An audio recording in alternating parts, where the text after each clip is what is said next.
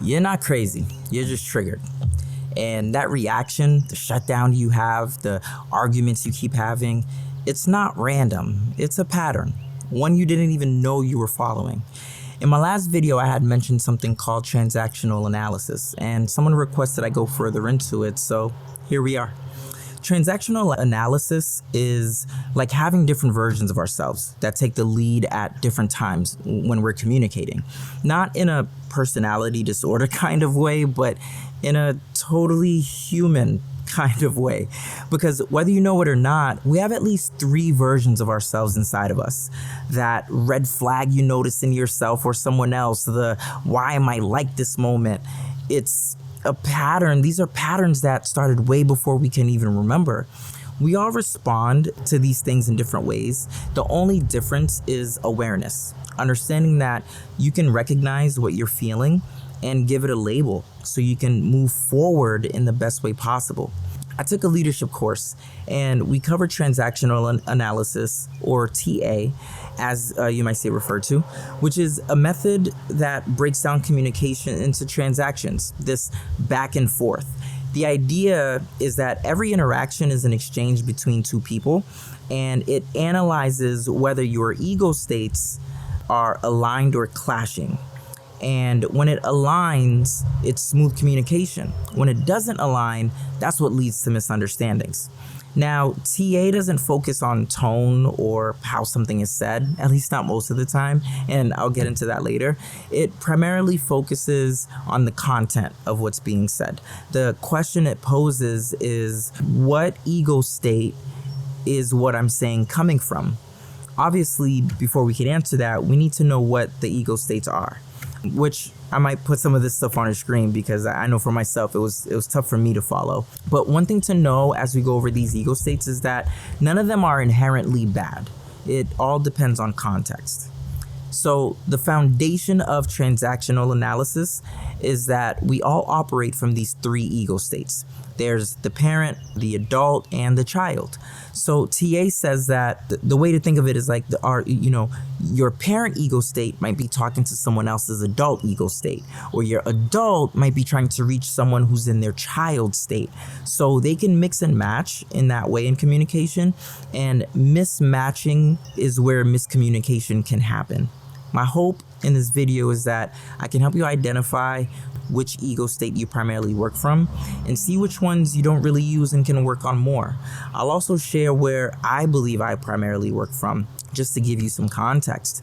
This is literally like a muscle, figuring out where you're strong, where you're weakest, and so that way you can work on and strengthen where you're weakest. So let's start with the parent in us. The parent in us reflects the thoughts and feelings and behaviors we've copied from the authority figures we've had in our lives growing up. This part echoes the likes of our parents, teachers, coaches, or adults that we've looked up to as kids. The parent ego state has 2 subset parts to it. There's the critical parent, and then there's the nurturing parent. The critical parent is exactly that. It's the critical side of us, the stern, the judgmental side. The critical parent, while potentially helpful in certain situations, is generally not considered the best approach in the long term. It's the part that tells us what's right and wrong based on what we were taught growing up. It also helps us recognize potential dangers and can guide our adult side, which we'll get into later, in making decisions using those rules and values that we've become accustomed to. However, it's important to know when it's helpful to use critical parent because it does have a huge potential for negative impact. Then we've got the nurturing parent side, which is also exactly as it describes. It's the part that chooses to nurture. Think of when you approach someone with empathy, compassion, being supportive, providing comfort, encouragement, or guidance. These are all examples of using your nurturing parent side. It's the positive influences we get from our role models growing up. But don't get it twisted though. The nurturing parent side too can also be detrimental sometimes. It can become problematic when it's overprotective, invasive, or even like controlling. It can lead to feeling smothered and feeling like they can't take risks or become overly reliant on someone else for their needs. It can be enabling to others, mostly in situations where someone is struggling with their own growth or well-being. So that's where it has the potential to be detrimental, because it can prevent someone from developing their own sense of self and stopping them from making independent decisions or taking responsibility for their actions. So the critical parent is the inner part in us that says, this is the way things should be, or the don't do that, or that ain't right, or you need to do better. While the critical parent can be useful for identifying and correcting mistakes or making difficult decisions, its judgmental and controlling nature can damage relationships. It could create conflict because of that, so you want to make sure that you're using it properly. The nurturing parent, on the other hand, is seen as more beneficial and a healthy ego state and unlikely to damage relationships. It's the part that'll say, hey, let me help you with that, or hey, let me get that door for you, or I'm proud of you, right? So in short, the critical parent is like, it's the voice of judgment, the rules, the shoulds, the how things need to be. It corrects, it criticizes, and tries to keep control, while the nurturing parent is protective and supportive. How we behave and what we believe are often passed down unconsciously. So a lot of times we don't choose these habits in ourselves when it comes to the parent ego state. They're shaped by the authority figures we grew up around. The next ego state is the adult, which is the rational part of us. It's the part in us that can take a moment and make logical decisions. It's the part of you that can remain calm and deal with reality as it is. So an example of this is, you're in adult mode when you're planning your monthly budget or comparing bills. You're focused, you're rational, and making decisions based on facts, right? Or another example is, your friend might be venting about something unfair to you, and your response is something like, what do you think would help? Because in that moment, you're calm and thoughtful. You're not judging, like the critical parent would. You're not trying to rescue like the nurturing parent would. You're not unnecessarily apologizing like one of the child ego states would, which we'll get into later. In the adult ego state, you're just problem solving and trying to find a solution based on what's actually happening in front of you. The adult ego state can be both positive and negative too. At its best, the adult helps us pause, assess, and respond instead of reacting. But if we rely too much on the adult, we can come off as cold, detached, or overly analytical, like ignoring the emotional or relational needs of that moment. And it's not that the adult ego state is bad, it's just that it works best when it stays connected to the heart of the child and the wisdom of the parent. So it balances the logic with emotion. It's the voice in us that says, is this response helpful right now? Or it'll say, what are the facts? Or it'll say something like, this is referring to telling a friend they'll do well in an interview. It makes sense that you're nervous. It's a big step, but you've done interviews before. You got the job and you've prepared for this one too. So you're ready for this. You've got this. Which is different from something that the nurturing parent might say, which is, I know you're feeling scared and it does look scary, and I promise you can do it. So the nurturing parent says this because it's emotionally soothing, but it doesn't validate the fear as factually as the adult did. Neither is wrong. They just meet different needs. And that's what makes the adult so important. It doesn't just process situations, it navigates them with clarity, self-awareness, and a focus on what's real. It's the part of us that grows through reflection, learning, and intentional choice. Earlier, I mentioned that the critical parent side of us tells us what's right and wrong based on what we were taught, but it's the adult side that helps us decide whether to accept, adjust, or leave those beliefs behind. The adult evaluates whether what our critical parent taught us still holds up, using our present day logic, empathy, and awareness, right? Then we've got the child in us, which houses the emotional reactions we've learned from our childhood. It's like your inner 5-year-old. It's playful, it's curious, it's sensitive. It can be rebellious, impulsive, right? Helpless, and sometimes completely carefree. This ego state is where our raw emotions live. The joy, the fear, the excitement, the shame. It's the part of us that wants to explore, have fun, be seen, be safe, or sometimes just want to be left alone. There are different parts of the child ego state too. There's the free child, which is the creative, expressive, and spontaneous side.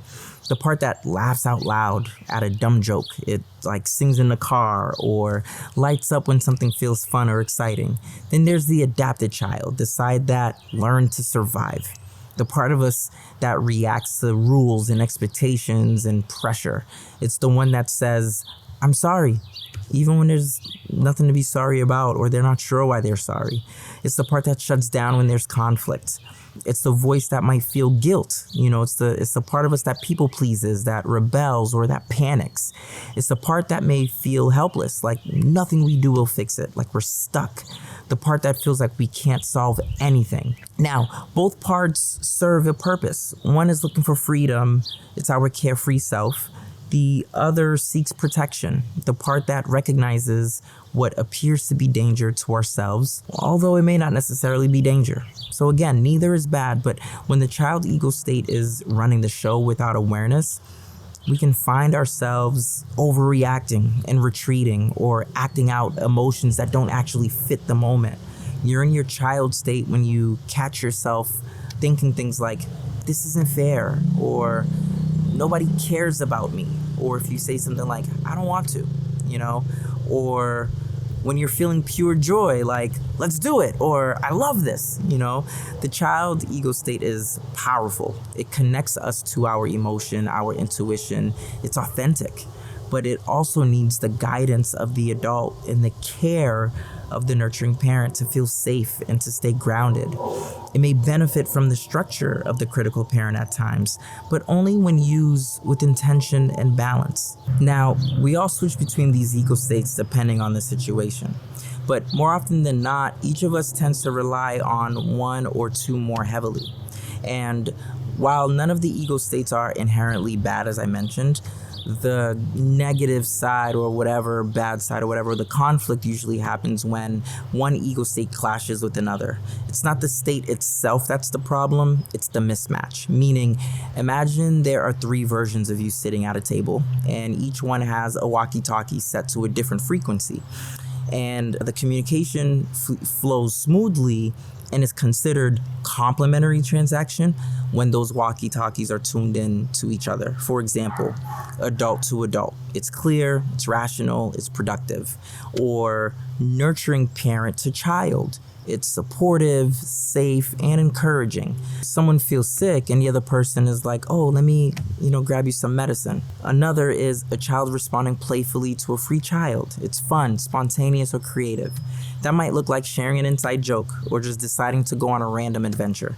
So it's important to note that complementary doesn't necessarily mean you agree on everything. You can still disagree and still have a healthy exchange, and that it's still a complementary transaction, because in that moment, both people understand one another and they get where the other person's coming from. So there's mutual respect, even in conflict. But communication breaks down when the frequencies don't match. That's called crossed transactions. This is where things go sideways. For example, critical parent to child. When a critical parent isn't used with intention and balance, which most of the time it isn't, it can feel like scolding, which can, trigger shame or rebellion or withdrawal. Or you say something from a calm adult place, but the other person responds from their child. They might feel attacked, emotional, or defensive. You might say something logical, but all they hear is blame or disapproval. Another example is when you're trying to be the nurturing parent and offer support, but the other person pushes back, either from their critical parent, dismissing it as unnecessary, or maybe even from their child, feeling misunderstood or rejecting comfort out of shame. So in general, mismatches are what often lead to those misunderstandings or escalation or emotional shutdowns, the arguments that go in circles and circles and just the never-ending cycles, right? So it's important to just be aware of that. Then there's one more transaction in addition to the complementary and the crossed, which is something called ulterior transactions. Now, these are trickier because they involve hidden messages to an extent. An ulterior transaction happens when someone is communicating from one ego state on the surface, but there's another ego state underneath. Now, I know that sounds manipulative, but it's important to note that ulterior transactions are often unconscious, and not intentionally manipulative. So, for example, someone says, "Hey, do you want to grab a coffee sometime?" On a surface, that sounds like it's coming from the adult ego state because it's logical, it's straightforward, and it's about making plans. But if their body language is flirtatious, that's a clue they may actually be communicating from their child ego state. Playful, curious, maybe even nervous, right? So even though the words sound rational, the real message is layered. They're speaking to two ego states at once, adult to adult on the surface, but child to child underneath. Another example, someone says, "You're doing great." If it's said gently with care, it's likely coming from the nurturing parent. If it's said sarcastically with an eye roll, it could be a critical parent or even a child seeking attention. If it's said calmly and sincerely, it could be adult offering an observation. So while tone doesn't determine ego state, it can hint at an ulterior motive or a different internal state behind the words. These kinds of exchanges aren't always manipulative or intentional, but they can be confusing or misleading. Sometimes they're playful, sometimes they create tension, and sometimes they reveal a deeper need or truth the person isn't saying out loud. So why is all of this important? Well, it's good to get all communication, whether verbal or physical, to flow smoothly. It's also good to recognize when the communication is breaking down and having the tools to handle it. This is one of the tools you can have in your toolbox. If the communication is breaking down, you can fix it by first recognizing which ego state you're in and which one they might be in. Then try to adjust your response to create a better match. If there's a potential mismatch coming up, ask for permission or set the tone with intention. Because once you understand the ego states at play, you stop reacting and you start choosing. Now, this is something I know about, but I'll be honest, it's still hard to spot it in the moment.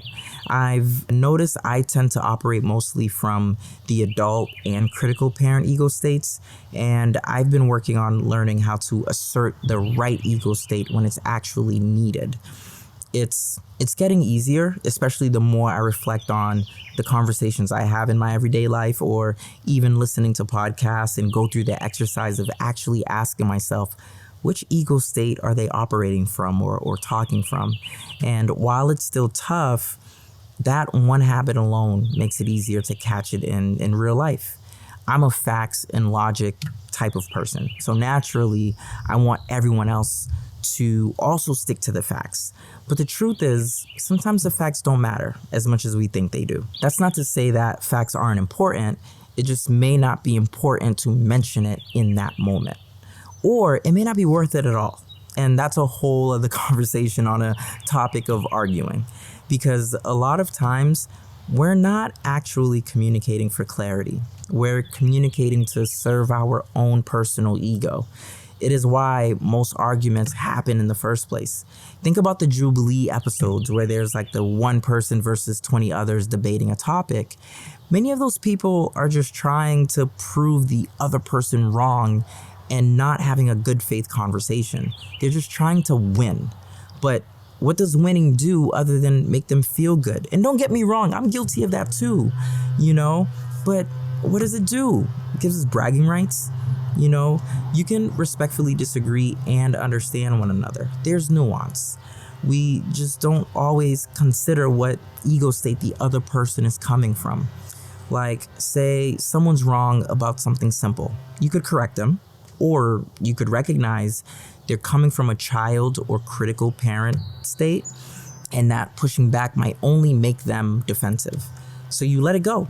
Sometimes letting someone believe the sky is orange doesn't cost you anything except the need to be right. And in that moment, it might be more powerful to respond from the nurturing parent instead of fueling a mismatch. And it'll save you time and energy, because honestly, think of arguments you had and ask yourself, was it worth it? I can think of plenty in my own life. It got me nothing but a damaged friendship. Anyways, I hope this helped. It took me a while to finish this video because I wanted it to be as accurate and helpful as possible. If there's anything you'd add or something I miss, drop it in the comments. I'd love to hear from you. If not, please hit the like button. That really helps a lot. And consider subscribing. I'd love to grow with you. Thank you for watching.